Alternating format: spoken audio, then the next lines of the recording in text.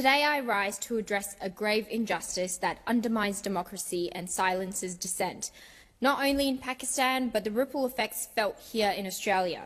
My constituents believe that the former Prime Minister Imran Khan was detained to block him from contesting free and fair elections. His arbitrary detention and denial of free and fair trials, as documented by the UN Working Group on Arbitrary Detention and Amnesty International, are part of a broader campaign to deny people the right to democratically elect their leaders.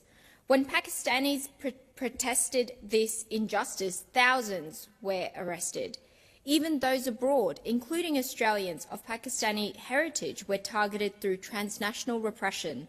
Threats to their families back home, surveillance and intimidation, all tools of control used by the military regime led by General Asim Munir. This is not about one man.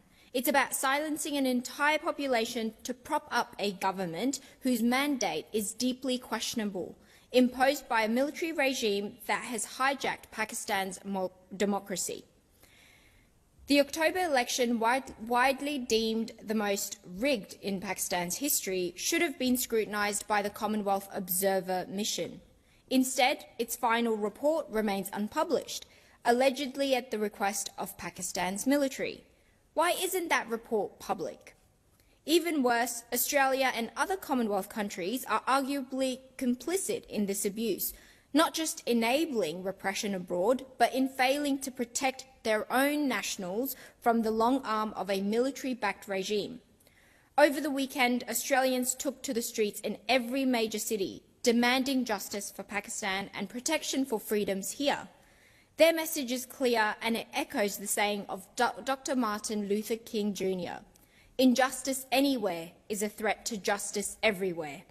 Today, I call on the Albanese Labor government to demand the release of the Commonwealth Observer Mission report, to unequivocally condemn transnational repression, and to ensure that Australians, regardless of heritage, can speak freely without fear. Further, we should join the calls coming from our counterparts in the United States Congress to impose visa bans and asset freezes on General Asim Munir and others involved in corruption and human rights abuses. Anything less is complicity. Justice demands no less. Thank you.